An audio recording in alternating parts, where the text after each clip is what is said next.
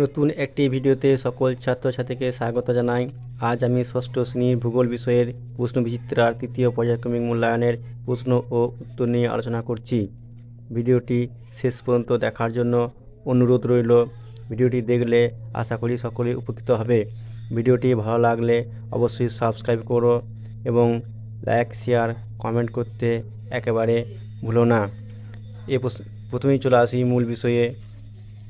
প্রথম প্রশ্ন দেখো, এক নম্বর হচ্ছে ভারতের একটি রেখা মানচিত্র অঙ্কন করে দিল্লি, কলকাতা এবং গঙ্গা নদী চিহ্নিত করো। ধরে নাও এই হচ্ছে একটা রেখা মানচিত্র, তোমরা অঙ্কন করবেই হবে। রেখা মানচিত্র অঙ্কন করবে, দিয়ে দিল্লি কী লেখা আছে, দিল্লি, কলকাতা এবং গঙ্গা নদী।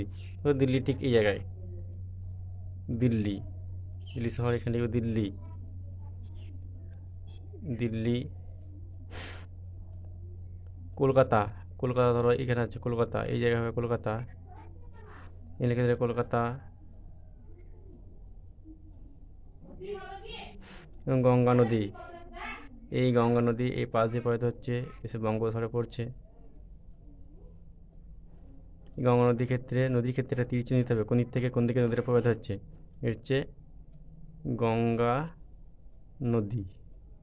ঠিক এইভাবে ম্যাপ অঙ্কন করে নেবে, করে কয়েকটি দিল্লি, কলকাতা এবং গঙ্গা নদী এই তিনটি জিনিস তোমরা চিহ্নিত করবে। পরে প্রশ্ন দেখো, সঠিক উত্তরটি নির্বাচন করে লেখো। যে কোনো 18টি আছে এখানে। এক নম্বর প্রশ্ন দেখো, পৃথিবীকে বলা হয় নীল গ্রহ, না লাল গ্রহ, না কালো গ্রহ? সঠিক উত্তর হবে নীল গ্রহ। পরে প্রশ্ন, বায়ুমণ্ডলের স্তর আছে 6টি, না 5টি, না 7টি? সঠিক উত্তর হবে 5টি। পরে প্রশ্ন, পৃথিবীতে সবচেয়ে বড় মহাদেশ হলো ইউরোপ, না এশিয়া, না আফ্রিকা? সঠিক উত্তর হবে এশিয়া মহাদেশ। পরে প্রশ্ন, আন্টার্কটিকার অপর নাম সাদা মহাদেশ, না কালো মহাদেশ, না লাল মহাদেশ? সঠিক উত্তর হবে সাদা মহাদেশ। পরে প্রশ্ন, আন্টার্কটিকার একমাত্র স্থায়ী বাসিন্দা হলো টিয়া পাখি, ইমু পাখি, না পেঙ্গুইন পাখি? সঠিক উত্তর হবে পেঙ্গুইন। পরে প্রশ্ন, ক্রিল হলো এক ধরনের মাছ, না পাখি, না উদ্ভিদ? সঠিক উত্তর হবে ক্রিল হচ্ছে মাছ। পরে প্রশ্ন, উষ্ণতা মাপার জন্য ব্যবহার করা হয় হাইগ্রোমিটার, না ব্যারোমিটার, না থার্মোমিটার? সঠিক উত্তর হবে থার্মোমিটার। পরে প্রশ্ন, জল ফুটে বাষ্পে পরিণত হয় 10 ডিগ্রি শীতামাত্রায়, না 100 ডিগ্রি শীতামাত্রায়, না 50 ডিগ্রি শীতামাত্রায়? সঠিক উত্তর হবে 100 ডিগ্রি শীতামাত্রায়।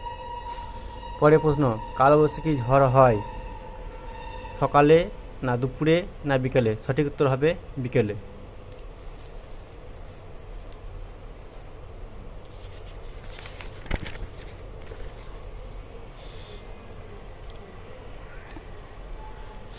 পরে প্রশ্ন, বায়ু দূষণের ফলে এক নম্বর হচ্ছে জ্বর হয়, না শ্বাসকষ্ট হয়, না সর্দি হয়? সঠিক উত্তর হবে শ্বাসকষ্ট। পরে প্রশ্ন, বায়ু দূষণ রোধ করা যায় বৃক্ষরোপণ করে, না বৃক্ষচ্ছেদন করে, না শিল্পায়ন করে? সঠিক উত্তর হবে বৃক্ষরোপণ করে। পরে প্রশ্ন, হাঁচি বা কাশির সময় সব সময় রুমাল চাপা দেবে মুখে, না কানে, না মাথায়? সঠিক উত্তর হবে মুখে। পরে প্রশ্ন, শব্দ দূষণের প্রভাব অনেক বেশি হয় গ্রামে, না শহরে, না আধা শহরে? সঠিক উত্তর হবে শহরে। পরে প্রশ্ন, শব্দের তীব্রতা পরিমাপ করা যন্ত্রের নাম লাউডস্পিকার, না মোটর হর্ন, না ডেসিবেল মিটার? সঠিক উত্তর হবে ডেসিবেল মিটার। পরে প্রশ্ন, সাইরেন বাজার শব্দের তীব্রতা 100 ডেসিবেল, না 110 ডেসিবেল, না 130 ডেসিবেল? সঠিক উত্তর হবে 130 ডেসিবেল। পরে প্রশ্ন, সংযোগকারী ভাষা হলো বাংলা, না ইংরেজি, না সংস্কৃত? সঠিক উত্তর হবে ইংরেজি। পরে প্রশ্ন, ভারতের বৃহত্তম নদী গঙ্গা, না সিন্ধু, না পদ্মা? সঠিক উত্তর হবে গঙ্গা। পরের প্রশ্ন, বিশ্ব অরণ্য দিবস 21শে জানুয়ারি, না 21শে মার্চ, না 21শে মে? সঠিক উত্তর হবে 21শে মার্চ। পরের প্রশ্ন, একটা পানীয় ফসল হলো চা, না গম, না পাট? সঠিক উত্তর হবে চা। পরের প্রশ্ন, মানচিত্র অঙ্কন বিদ্যাকে বলা হয় টোপোগ্রাফি, না কার্টোগ্রাফি না রেটোগ্রাফি? সঠিক উত্তর হবে কার্টোগ্রাফি। পরে প্রশ্ন দেখো, শূন্যস্থান পূরণ করো যে কোনো তিনটি। এই শূন্যস্থান পূরণ করে তোমরা এক কাজ করবে, একটা খাতা নিয়ে উত্তরগুলো লিখে নেবে খাতায়। দেখো শূন্যস্থান পূরণ। 1 নম্বর হচ্ছে পৃথিবীর দীর্ঘতম হিমবাহ হলো ড্যাশ। পৃথিবীর দীর্ঘতম হিমবাহ ল্যামবার্ট হিমবাহ। পরে প্রশ্ন, সুন্দরী উষ্ণতায় ড্যাশ পরিণত হয়? সুন্দরী জল ড্যাশ পরিণত হয়? সুন্দরী উষ্ণতায় জল বরফে পরিণত হয়। পরে প্রশ্ন দেখো, ভারতের রাজধানী হলো ড্যাশ। ভারতের রাজধানী হলো নতুন দিল্লি। পরে প্রশ্ন, সুন্দরবনের প্রধান গাছ হলো ড্যাশ। সুন্দরবনের প্রধান গাছ হচ্ছে সুন্দরী গাছ। সুন্দরী গান গেওয়া প্রধান হচ্ছে সুন্দরী। পরে প্রশ্ন দেখো, সেটা থেকে বাম স্তম্ভের সঙ্গে ডান স্তম্ভ মেলাবা। বাম দিকের সঙ্গে ডান দিক মিলিয়ে লেখো। বাম দিকে দেখো আছে বায়ুর আর্দ্রতা, ওজোন স্তরের অবক্ষয়, সাইরেন। এবং ডান দিকে আছে দেখো ক্লোরোফ্লোরোকার্বন সিএফসি, তারপরে 130 ডেসিবেল, তারপরে আছে হাইগ্রোমিটার। তারপর বায়ুর আর্দ্রতা মাপা হয় হাইগ্রোমিটার যন্ত্রের সাহায্যে, এই হাইগ্রোমিটার হবে। একটা ওজোন স্তর অবক্ষয়, ওজোন স্তর অবক্ষয় ঘটায় ক্লোরোফ্লোরোকার্বন সিএফসি গ্যাস। বটে সাইরেন, সাইরেনের হচ্ছে 130 ডেসিবেল। পরে প্রথম দেখো শুদ্ধ ও অশুদ্ধ। শুদ্ধ ও অশুদ্ধ লেখো যে কোনো তিনটি। এক নম্বর প্রথম প্রশ্ন হচ্ছে ভারত এশিয়া মহাদেশের অন্তর্গত। ঠিক, এটা শুদ্ধ। পরেরটা বায়ু দূষণ রোধ করা যায় গাছ কেটে। এটা ভুল, বায়ু দূষণ রোধ গাছ কেটে করা যায় না। পরে প্রশ্ন দেখো 15ই আগস্ট ভারতের স্বাধীনতা দিবস। এটা শুদ্ধ, ঠিক। পরেরটা আমাদের প্রথম ও প্রধান পরিচয় আমরা ভারতবাসী। এটা শুদ্ধ। পরের প্রশ্ন দেখো, নিচের প্রশ্নগুলি এক কথায় উত্তর দাও যে কোনো তিনটি। এক কথায় উত্তর অর্থাৎ সম্পূর্ণ বাক্যের উত্তরটি দেবে। পৃথিবীর মোট জলভাণ্ডারের নাম কি?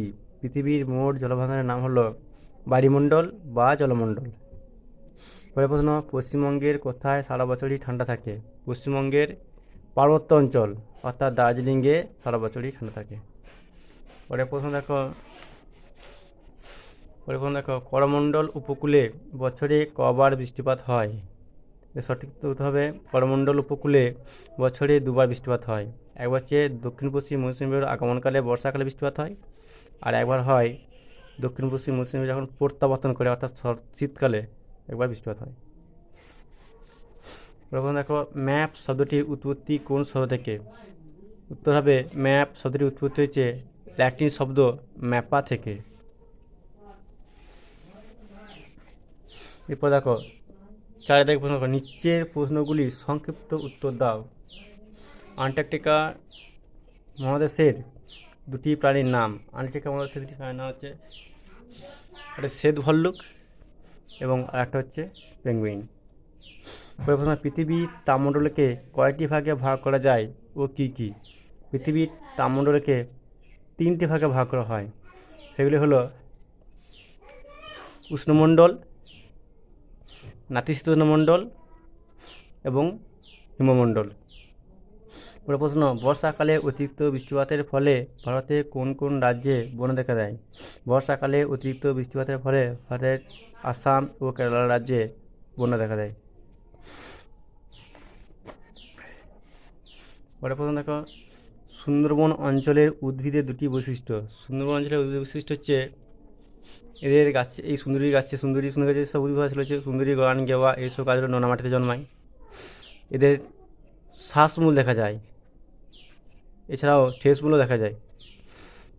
চেঞ্চু উপজাতি ভারতে কোন রাজ্যে বাস করে? এদের প্রধান জীবিকা কী? চেঞ্চু উপজাতি ভারতের অন্ধ্রপ্রদেশ, তেলেঙ্গানা, কর্ণাটক রাজ্যে বসবাস করে। এদের প্রধান জীবিকা হলো বন থেকে কাঠ মধু সংগ্রহ করা।